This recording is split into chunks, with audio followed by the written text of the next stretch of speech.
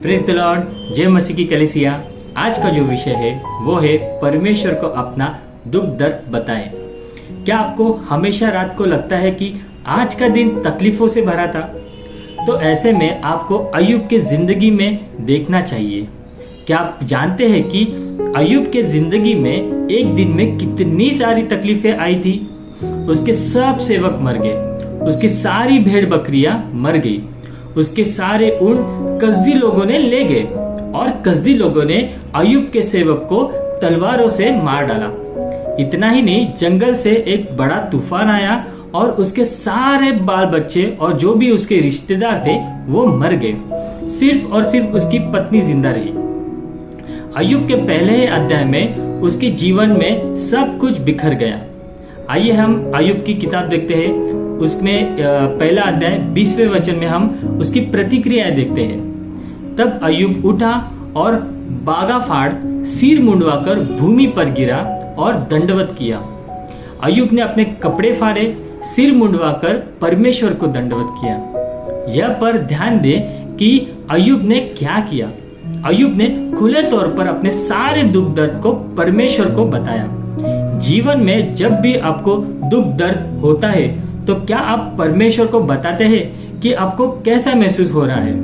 सबसे पहले कार्य यह होना चाहिए कि आपका दुख दर्द परमेश्वर को पहले बताएं। यह आपको आश्चर्यचकित कर सकता है, पर परमेश्वर ही है जो आपके गुस्से को, आपके चिड़चिड़ापन को संभाल सकते हैं। परमेश्वर आपके भावनाओं को संभाल सकते हैं। क्यों? क्योंकि परमेश्वर ने ही भावनाएं दी है, हमें भावनाएं दी है। उन्होंने हमें उनके स्वरूप में बनाया है। इसलिए परमेश्वर जानते हैं कि हमारे जीवन में कैसे कैसे कठिनाई, दुख दर्द आ सकते हैं। क्या आप एक छोटे बच्चे को हट करते हुए या रोते हुए देखा है? एक छोटा बच्चा जब अपना दुख व्यक्त करता है तब वह अपने पिता के सामने उसके पैरों को खींचता है, जोर जोर से रोता है। इतना ही नहीं, जहाँ पे वो खड़ा है वहां पे ही बैठ जाता है और हाथ पैर मारने लगता है, जिद करने लगता है। लोग क्या सोचेंगे उसके बारे में वो कुछ परवाह नहीं करता। अपने पिता के सामने अपना सारा दुख जाहिर करता है वो बच्चा, बराबर। अय्यूब भी वही कर रहा था। अपने आप को एक तमाशे की तरह वो पेश कर रहा था। अपने सिर मुंडवाया, अपने कपड़े फाड़े, ये सब क्या है? तमाशा ही तो है।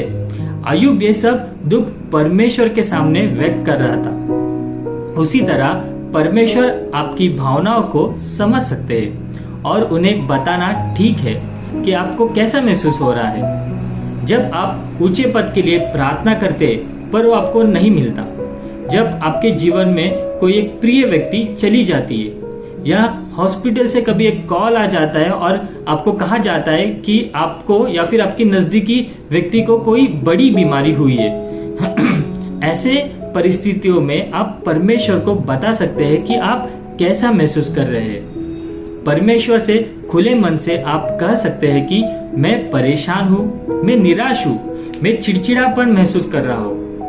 परमेश्वर आपके सभी शिकायतों को, आपके प्रश्नों को, आपके दुख दर्द को, आपके भय, आपके शोक को समझ सकते हैं। जैसा एक पिता अपने बेटे को समझ सकता है, उसी तरह परमेश्वर आपसे प्रेम रखता है और उसकी सारी भावनाएं समझ सकता है। और जो आपकी सारी भावना है वो परमेश्वर समझ सकता है। हमारा परमेश्वर हमारे सब बातें जानता है। बेहतर होगा कि आप अपना गुस्सा, अपना दर्द पहले परमेश्वर को बताएं, बजाय इसके कि परमेश्वर को न बता के उसे दूर चले जाएं। जब विपत्ति या दुख आती है तब आपको सहन करने की आवश्यकता नहीं है।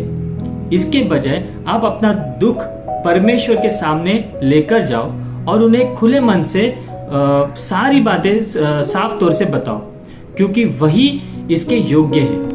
आमीन। आइए हम प्रार्थना करते हैं। धन्यवाद परमेश्वर, जो आप हमारी कठिनाई में हमारा साथ देते हैं और हमको उससे लड़ने के लिए सामर्थ्य देते हैं। प्रभु, सारा आदर, महिमा, गौरव आपको मिले लॉर्ड। यही मेरी प्रार्थना है परमेश्वर, स्वीकार करना।